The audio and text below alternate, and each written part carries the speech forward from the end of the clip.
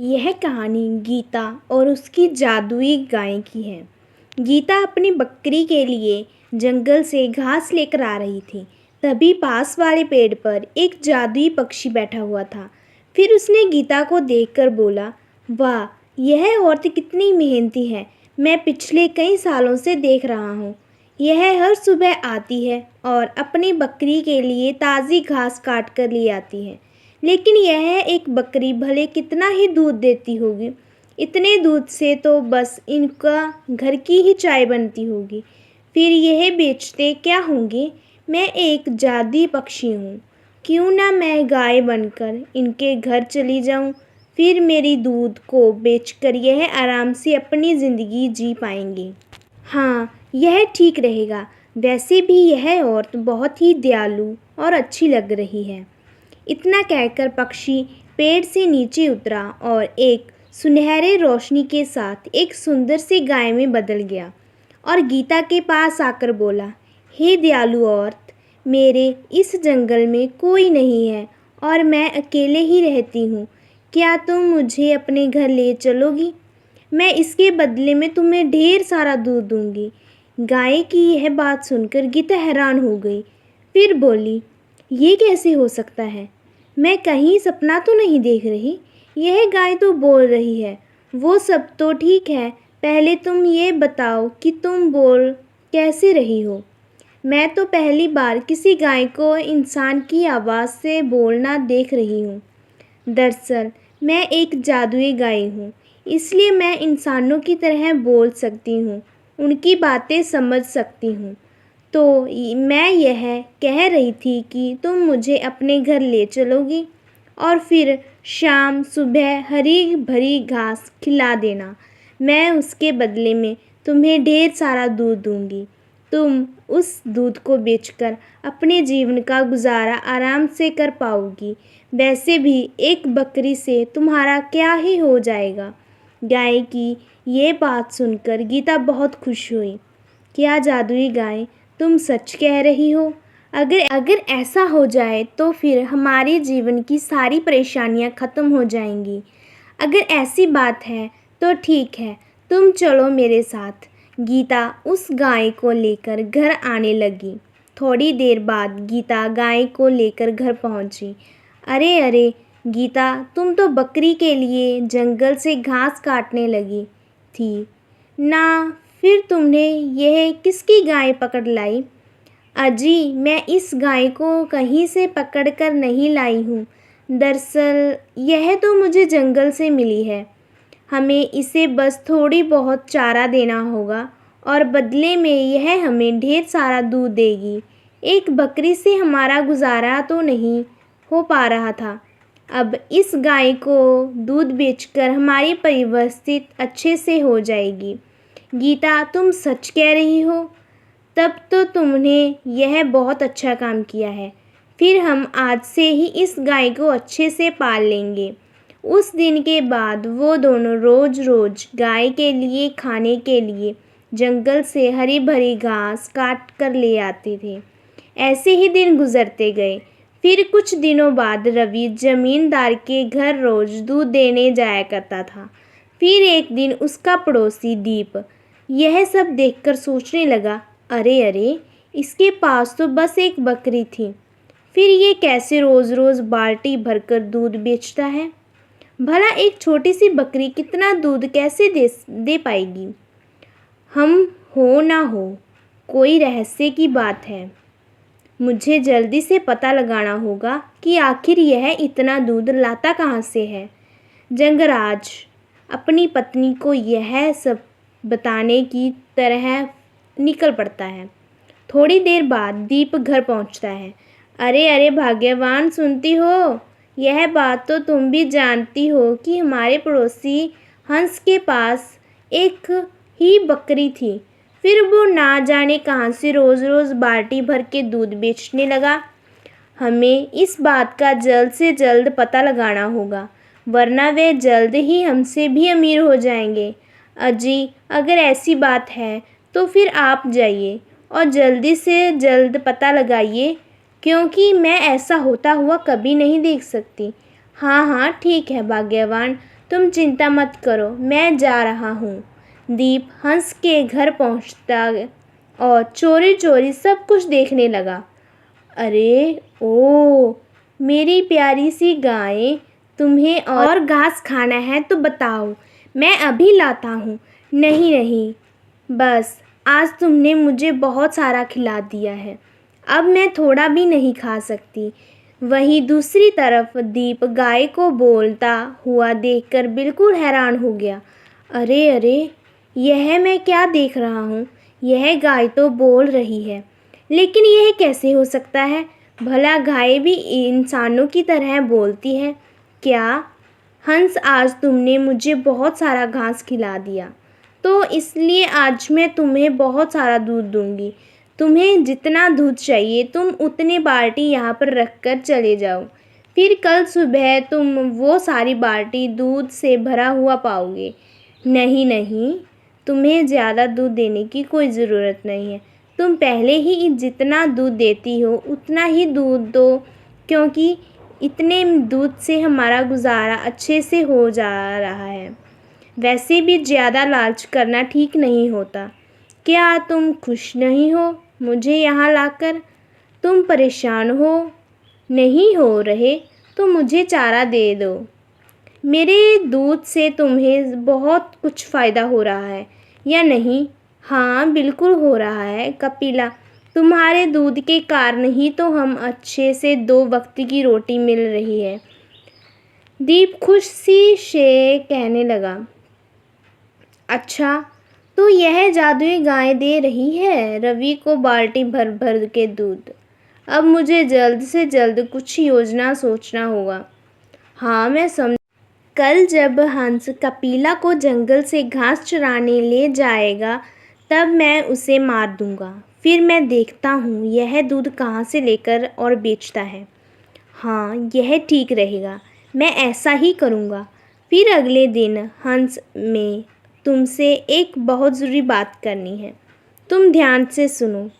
अगर मुझे कभी कुछ हो गया या किसी ने मुझे मार दिया तो तुम बिल्कुल भी चिंता मत करना, और जिस पेड़ के नीचे से तुम्हारी पत्नी को मिली हूँ मैं, उसी पेड़ की पत्तियाँ मेरे सिर में लाकर रख देना। फिर मैं दोबारा से जीवित हो सकती हूँ, क्योंकि मेरे पास यह शक्ति है। ठीक है कबीला, लेकिन तुम ऐसी बातें क्यों कर रही हो?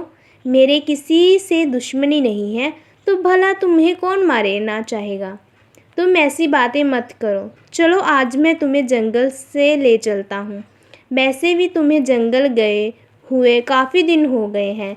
गीता, मैं जा रहा हूँ कपिला को लेकर जंगल से घास खिलाने के लिए। अगर लौटने में थोड़ी देर हो जाए तो चिंतित मत होना। तभी अंदर से आवाज़ आई। ठीक है जी, जाइए, लेकिन थोड़ा ध्यान रखिए। जंगल में बहुत सारे खूंखार खूंखार जंगली जानवर होते हैं। ठीक है भाग्यवान, मैं इस बात का विशेष ध्यान रखूँगा, तुम चिंता मत करो। हंस अपनी गाय को लेकर जंगल की तरफ निकल पड़ा। थोड़ी देर बाद हंस कपिला को लेकर जंगल पहुंचा। उसके बाद कपिला जंगल की हरी भरी घास खाने लगी। ओह, आज काफ़ी गर्मी है, मैं उस पेड़ के नीचे आराम कर लेता हूँ। हाँ यह ठीक रहेगा। हंस पेड़ के नीचे जाकर बैठ गया। वहीं दूसरी तरफ दीप झाड़ियों के पीछे छिपा हुआ था। उस गाय को तो मारना ही पड़ेगा, क्योंकि वो गाय मेरे रास्ते का कांटा है। दीपा कपिला को यह के पास जाता है। तभी अचानक रवि को कपिला के ज़ोर ज़ोर से चीखने की आवाज़ सुनाई दी। कपिला की आवाज़ सुनकर हंस तुरंत नींद से उठ गया और कहने लगा, अरे अरे, क्या हुआ कपिला को? वो अचानक इतनी ज़ोर ज़ोर से चीखने लगी। लगता है कोई बात है, मुझे जाकर देखना चाहिए। हंस कपिला के पास आया और सामने के नज़ारे को देखकर बिल्कुल हैरान हो गया, क्योंकि कपिला मर चुकी थी। हंस यह देखकर बहुत दुखी हुआ और उसकी आंखों से आंसू निकलने लगे। हे भगवान, ये कैसे हो गया? आखिर मेरी कपिला कैसे मर गई? चलो अब दुखी होकर क्या फ़ायदा, जो होना था सो हो चुका था। अब मुझे घर जाकर सब लोगों को यह बात बता देनी चाहिए। हंस आंखों में आंसू लेकर घर आने लगा। फिर थोड़ी देर बाद रवि घर पहुंचा। अजीत, क्या हुआ? आप इतने दुखी क्यों लग रहे हैं? और आप तो कपिला को जंगल से ले गए थे ना? फिर वो कहाँ पर है? आपके साथ दिखाई नहीं दे रही। कहीं आपने उसे छोड़ तो नहीं दिया? नहीं नहीं गीता, मैंने कपिला को कहीं नहीं छोड़ा। दरअसल कपिला अब हमारे बीच नहीं रही, वो मर चुकी है। अरे अरे, आप यह ऐसी बातें क्यों कर रहे हो? ऐसे कैसे कपिला हमारे बीच नहीं रही? आप तो उसे जंगल से घास चराने के लिए ले गए थे ना? ना हो, आपको कोई गलतफहमी हुई है। आप मुझे शुरू से दरअसल गीता, मैं गाय को जंगल से चरा रहा था। तभी मुझे अचानक से गाय के चीखने की आवाज़ सुनाई दी। जब मैंने जाकर देखा तो हमारी कपिला मर चुकी थी। गीता हंस की बात सुनकर बहुत दुखी हुई और उसकी आंखों से दुख के आंसू निकल पड़े। नहीं नहीं, ऐसा नहीं हो सकता। आखिर भगवान हम जैसे गरीबों के साथ ही ऐसा क्यों करता है? वो गाय ही हमारी कमाई का एकमात्र सहारा थी और उसको भी भगवान ने हमसे छीन लिया। अब तो हम भूखे ही मर जाएंगे। अब हमारा क्या होगा? भाग्यवान तुम परेशान मत हो, यह गाय दोबारा से जीवित हो सकती है। मुझे इस गाय का राज कुछ पता है। मैं जा रहा हूँ जंगल वापस, आकर तुम्हें सब कुछ बताऊंगा।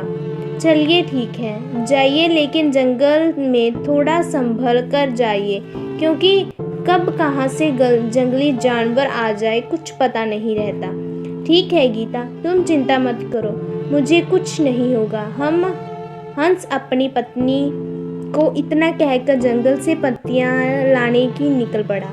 थोड़ी देर चलने के बाद रवि उस पेड़ के नीचे पहुंच जाता है जिस पेड़ के नीचे उसकी पत्नी को वह जादुई गाय मिली थी। यहाँ यह वही पेड़ है। गीता को इस बात के पेड़ के नीचे वो जादुई गाय मिली थी। अब मुझे जल्द से जल्द उस पेड़ की पत्तियां तोड़कर गाय के पास ले जाना होगा। हंस पेड़ के पत्तियों को तोड़कर गाय के पास जाने लगता है और फिर थोड़ी देर बाद रवि गाय के पास पहुंचता है और पत्तियां उसके सिर पर रख देता है। तभी अचानक एक तेज रोशनी के साथ गाय जीवित होकर अपने पैरों पर खड़ी हो जाती है। यह देखकर हंस बहुत खुश हो गया और मेरी प्यारी सी गाय, आखिर तुम जीवित हो गई। तुम्हें पता है, मुझे तुम्हारे बिना बिल्कुल अच्छा नहीं लग रहा था। हंस, अब तुम्हें दुखी होने की कोई ज़रूरत नहीं है, क्योंकि अब मैं दोबारा लौट आई हूँ। तो चलो फिर हम घर चलते हैं। वैसे भी घर की मालकिन मेरे बिना परेशान हो रही होगी। हाँ हाँ कबीला, तुम ठीक कह रही हो। फिर चलो हम चलते हैं। वैसे भी गीता तुम्हें देखकर बहुत खुश होगी। हंस जादुई गाय को लेकर घर जाता है। हंस ने अपनी पत्नी को सब कुछ बताया। हंस की बात सुनकर गीता बहुत खुश हुई। ओहो मेरी प्यारी गाय, मैं तुम्हारे बिना परेशान हो गई थी। जब से तुम्हारा साथ ऐसा हुआ तो तब से हम सब ने ठीक से खाना तक नहीं खाया। कोई बात नहीं मालकिन, अब आप बिल्कुल चिंता मत कीजिए, मैं आ चुकी हूँ। अब पहले की तरह ठीक हो जाओगी और आज के बाद तुम सब मुझे प्यार से गबड़े कहकर बुलाना।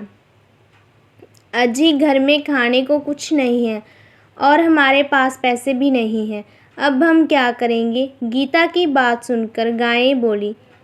रवि, तुम पैसे की चिंता मत करो, बस तुम अंदर से बाल्टी लेकर आओ, फिर मैं अभी तुम्हें सबको ढेर सारा दूध दूंगी। ठीक है, कोई बात नहीं धबली, तुम्हें ज़्यादा दूध देने की कोई ज़रूरत नहीं है। तुम पहले ही जितना दूध देती हो उतना ही दूध आज भी दो, हमारे लिए वही बहुत ज़्यादा है। रवि अंदर से बाल्टी लेने चला जाता है। थोड़ी देर बाद बाल्टी लाकर गाय के पास रख देता है। अचानक एक जादुई रोशनी के साथ बाल्टी दूध से भर जाती है। अरे वाह धबली, तुम्हारा दूध तो बहुत गाढ़ा है। धबली, अभी तो मेरे पास घास नहीं है, तो अभी तुम क्या खाओगी? कोई बात नहीं हंस, हमारे पास तो एक केले का पेड़ है ना, तो वही खा लूँगी मैं। दूध लेकर मैं बहुत थक गई हूँ। तभी पीछे से दीप आया और यह सब देखकर हैरान हो गया। अरे अरे, मैंने तो इस गाय को मार दिया था। फिर ये गाय जीवित कैसे हो रही है? मुझे तो कुछ समझ नहीं आ रहा और मुझे जल्द से जल्द कुछ करना चाहिए। ठीक है भाग्यवान, मैं जमींदार बाबू के घर जा रहा हूँ दूध देने। शाम तक लौट कर आऊँगा। अगर लौटने में थोड़ी देर हो जाए तो चिंता मत करना। ठीक है जी, जाइए, लेकिन रात होने से पहले लौट आइए और घर आते समय थोड़े से चावल लेकर आइए। हंस दूध लेकर जमींदार के पास की तरफ निकल पड़ता है। फिर थोड़ी देर बाद हंस जंगल के बीचों बीच पहुंचता है। उसने देखा कि एक बूढ़ी औरत अपनी कुटिया के सामने खाट बिछाकर बैठी थी। वो बेचारी बूढ़ी माँ तो काफ़ी दुखी लग रही थी। मुझे उनकी मदद करना चाहिए। इतना कहकर हंस बूढ़ी माँ के पास गया। क्या हुआ बूढ़ी माँ, आप रो क्यों रही हैं? कोई परेशानी है तो मुझे बताएं, हो सकता है मैं आपकी कोई सहायता कर पाऊँ। बेटा, मैं पिछले 2 दिनों से कुछ नहीं खाई और मुझे बहुत ज़ोरों से भूख लगी है। अगर तुम मुझे कुछ खाने के लिए दे दोगे तो अच्छा होगा। हंस बूढ़ी माँ की बात सुनकर बहुत दुखी हुआ और ज़रा देखो तो यह बूढ़ी माँ थोड़े से खाने के लिए कितना परेशान है। सबके पास अपने अपने दुख हैं। इस दुनिया में कोई भी बुरी तरह से सुखी नहीं है। क्या हुआ बेटा, तुम क्या सोचने लगे? कुछ नहीं बूढ़ी माँ, मैं समझ रहा था कि बूढ़े होने पर बहुत ज़्यादा भूख प्यास लगती है। वैसे बूढ़ी माँ, आपके बहू और बेटी कहाँ पर हैं? बेटा, मेरे तीन बहू और बेटे हैं, लेकिन वो सारे मुझे बुढ़ापे में छोड़कर बाहर कमाने चले गए और कभी हालचाल भी नहीं पूछने आए। बूढ़ी माँ की बात सुनकर रवि को बहुत बुरा लगा। चलिए ठीक है, कोई बात नहीं बूढ़ी माँ, मेरे पास दूध है तो मैं आपको थोड़े से दूध दे देता हूँ। आप उस दूध को पी लेना। ठीक है बेटा, तुम मुझे थोड़े से दूध दे दो। कम से कम उस दूध को पीकर कुछ दिनों तो जीवित रहूँगी। फिर आगे जो भगवान की मर्ज़ी होगी सो होकर रहेगा। रवि बूढ़ी माँ को दूध दे देता है और बाकी बचे हुए दूध को लेकर जमींदार के घर की तरफ निकल पड़ता है। थोड़ी देर चलने के बाद हंस जमींदार के पास पहुँचता है। उसके बाद हंस बोला, जमींदार बाबू, अरे अरे जमींदार बाबू, ज़रा बाहर तो निकलिए। यह देखिए, मैं आपके लिए बिल्कुल शुद्ध और ताज़े दूध लाया हूँ। तभी अंदर से आवाज़ आती है, हाँ हाँ ठीक है, रुको, हंस अभी आ रहा हूँ। थोड़ी देर बाद जमींदार घर से बाहर निकलता। अरे हंस, तुम बहुत दिनों बाद दूध लेकर आए हो। अभी तक तुम कहाँ थे? कोई परेशानी थी क्या? नहीं नहीं जमींदार, ऐसी कोई बात नहीं।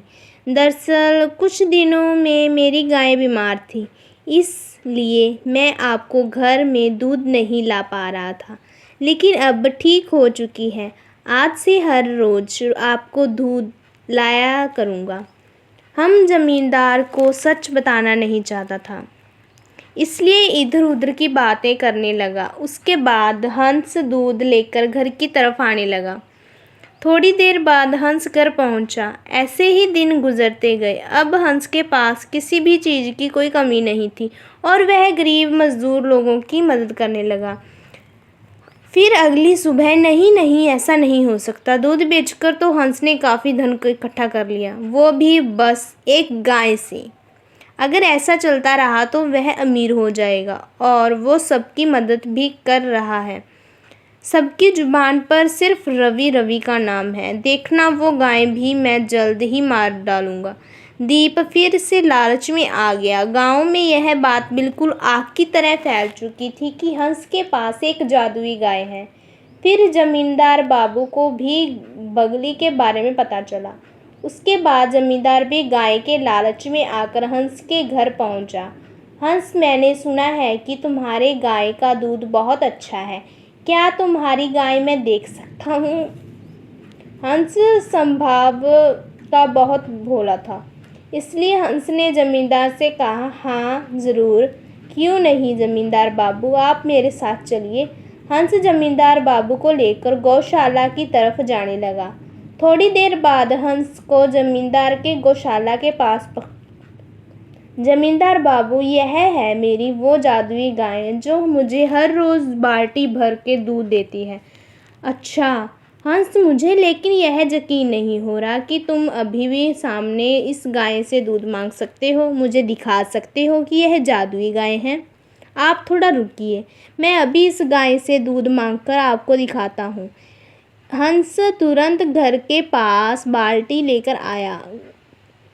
हे जादुई गाय, मुझे जमींदार को तुम्हारी जादुई शक्तियाँ दिखानी है, तो इसीलिए तुम मुझे बाल्टी भर दूध दे दो। हंस के इतना कहते ही एक तेज सुनहरी रोशनी के साथ बाल्टी दूध से भर जाती है। जमींदार यह सब देखकर और भी लालच में आ गया। हंस, तो तुझे यह गाय दे दे, मैं उसके बदले में तुम्हें सारा धन दूंगा, क्योंकि यह गाय मुझे बहुत खूबसूरत लगी। नहीं जमींदार बाबू, आप यह गाय नहीं ले सकते, क्योंकि आप इसका गलत इस्तेमाल करेंगे। लेकिन यह गाय सिर्फ ईमानदार लोगों के लिए ही है। मैं इसको ले जाऊंगा, देखता हूँ मुझे कौन रोकता है। जमींदार ने जैसे ही गाय को लेने जाने की कोशिश की, रस्सी खोली, वैसे ही जमींदार के हाथ बहुत तेजी से जलने लगे। हंस यह देखकर हैरान हो गया। तुम चिंता मत करो हंस, यह दृष्टि जमींदार बहुत दिनों से लोगों को परेशान कर रहा है, इसलिए आज मैं इसको सजा दूंगी। हंस, मुझे माफ़ कर दो, आज के बाद ऐसी गलती मैं कभी नहीं करूंगी। मुझे तुम्हारी गाय नहीं चाहिए।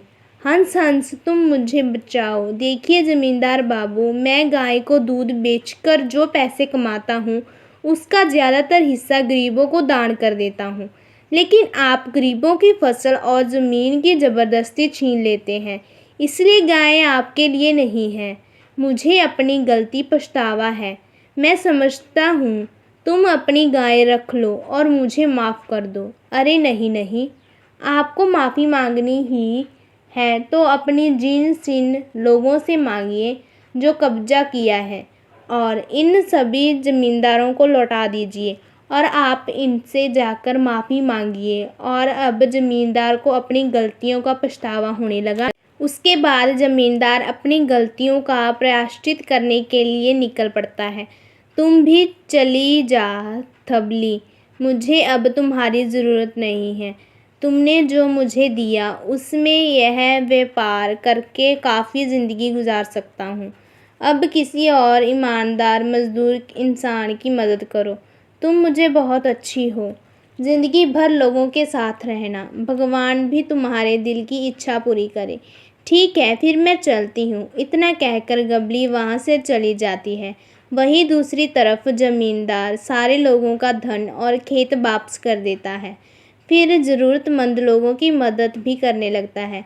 इससे उस दिन से हंस खुशी रहने लगे। वीडियो अच्छी लगी हो तो लाइक, सब्सक्राइब, कमेंट, शेयर ज़रूर करना। धन्यवाद।